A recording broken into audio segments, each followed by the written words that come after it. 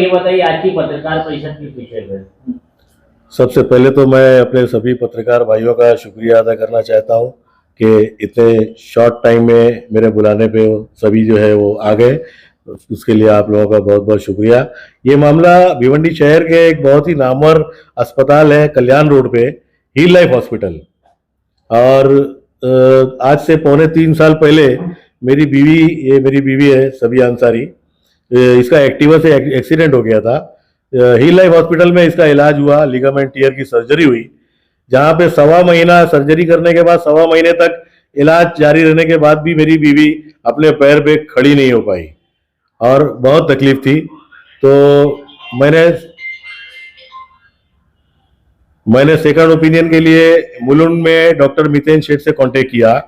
वहां जाने के बाद ये पता चला कि मेरी बीवी का पैर में पूरा इन्फेक्शन हो गया है, पूरे पैर में इन्फेक्शन हो गया है और उसका रीसर्जरी करना पड़ेगा वापस। जो सर्जरी हील लाइफ अस्पताल में हुई थी उसकी वजह से वो सही नहीं हुई थी, उसकी वजह से पूरा पैर इन्फेक्टेड हो गया था और वो डॉक्टर लोग की लापरवाही की वजह से ये हुआ। ये वहाँ सेकंड ओपिनियन लेने के बाद मुझको मालूम पड़ा। फिर वहां पे मैंने सेकंड सर्जरी कराया। सेकंड सर्जरी में जो इन्फेक्शन निकला और सर्जरी के बाद वो कल्चर टेस्ट के लिए लैब में भेजा गया और वो लैब की जो रिपोर्ट आई उसमें 52% इन्फेक्शन निकला और वो इतना डेंजरस कीटाणु था कि जिसके अंदर कोई भी एंटीबायोटिक जो है वो काम नहीं कर रही थी। तो सेकंड सर्जरी के बाद डॉक्टर मितेन शेठ ने जो है एंटीबायोटिक स्पेशलिस्ट डॉक्टर थे कंफर्म कांटेक्ट कराया। फिर एंटीबायोटिक स्पेशलिस्ट डॉक्टर ने जो इंजेक्शन लिख के दिया वो एक इंजेक्शन जावी सेप्टा और टीकी साइक्लिन ऐसा 2 इंजेक्शन, एक इंजेक्शन दिन में 3 बार और एक इंजेक्शन दिन में 2 बार लगाना था, जिसकी कॉस्ट थी पर डे 27,000 रुपया। और क्योंकि इन्फेक्शन इतना भयंकर हो गया था कि अगर इमीडिएट सर्जरी नहीं कराते और इलाज नहीं करते और इतना महंगा इंजेक्शन नहीं लगाते तो पैर काटने की नौबत आ गई थी। बड़ी मुश्किल से मैं कम से कम 63 दिन लगातार वो एंटीबायोटिक इंजेक्शन लगाया जो पर डे 27,000 कॉस्ट था। और उसके बाद बीवी मेरी चलने तो लगी मगर लंगड़ा के चलती थी। उसके बाद भी थोड़ा इन्फेक्शन रह गया था एक MRI में रिपोर्ट आने के बाद। तो डॉक्टर मितेन शेठ ने तीसरी सर्जरी ओपन सर्जरी करके जो बचा कुचा इन्फेक्शन भी था वो निकाला।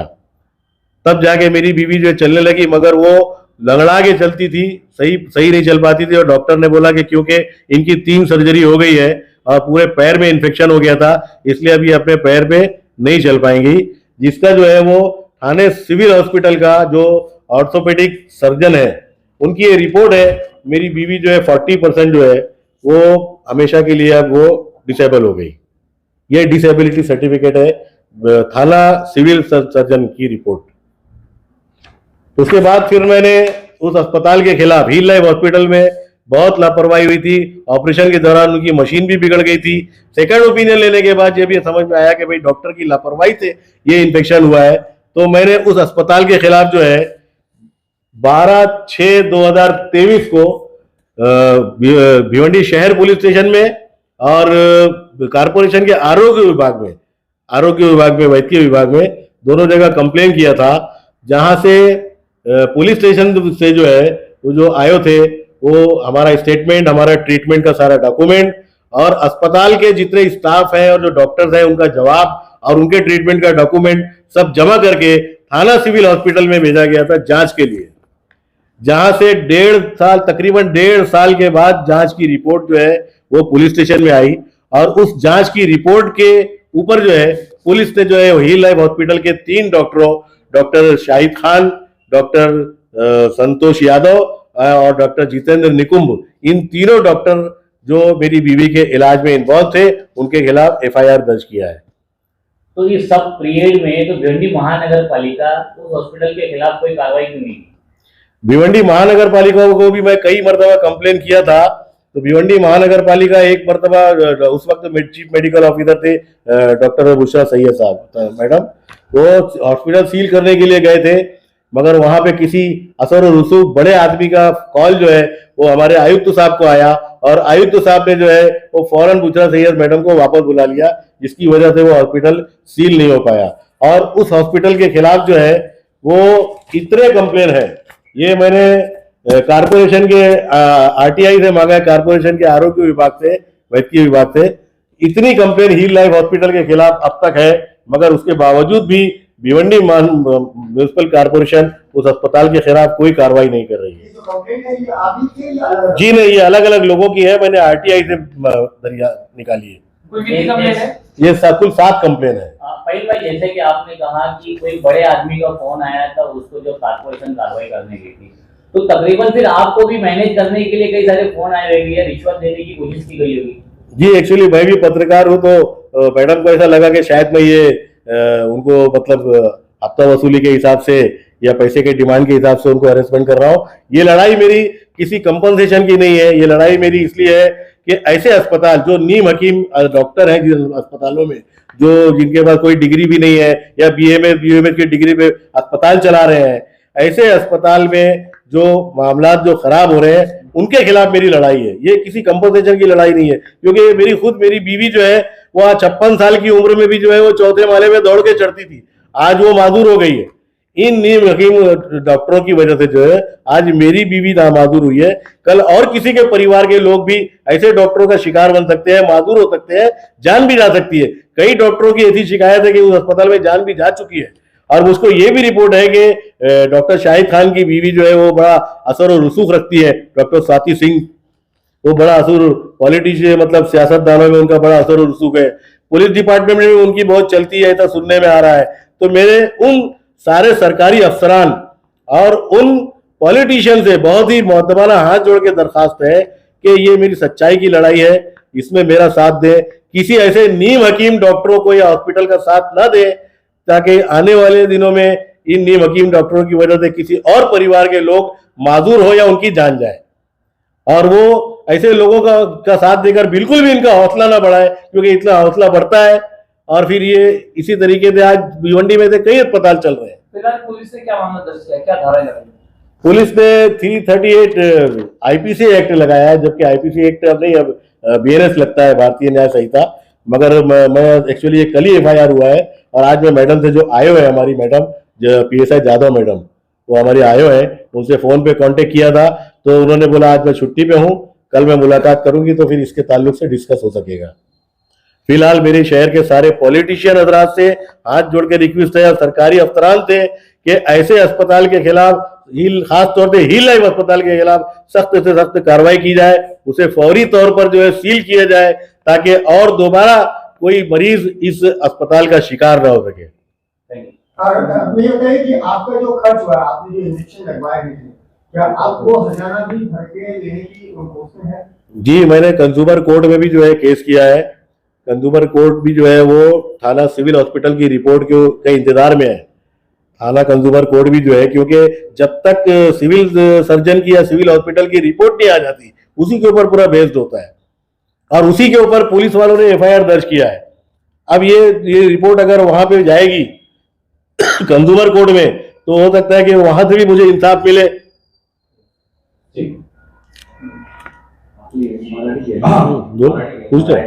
एक्सीडेंट कैसा हुआ था, सुबह से जरा बताएं, कितनी सैलरी? हल्की बारिश हो रही थी और मेरी गाड़ी स्लिप हो गई थी, जगह पे ही स्लिप हो गई थी। तो मैं इनको कॉल करी, उधर ही बैठे सब। जब स्लिप हुई तो लोग मेरे को उठा के बिठा दिए साइड में, और फिर इसमें से किसी ने ऐसा नंबर मांगा इनका, तो इनको कॉल करके बुलाए, अरे मेरे को हील लाइफ हॉस्पिटल लेके गए। फिर वहीं से उन्होंने देखा तो बोले इनका एक्सरे निकालना पड़ेगा। अब एक्सरे में बोले मेरे को समझ में नहीं आ रहा है, इसमें हड्डी तो नहीं टूटी है, एमआरआई करना पड़ेगा। फिर एमआरआई करने के लिए हम लोग को लेके गए मुझे भिवंडी स्कैन सेंटर। फिर सेकेंड डे उसकी रिपोर्ट आई, तो वो बेस पे मेरे को 1 मंथ का ट्रीटमेंट दिया उन्होंने।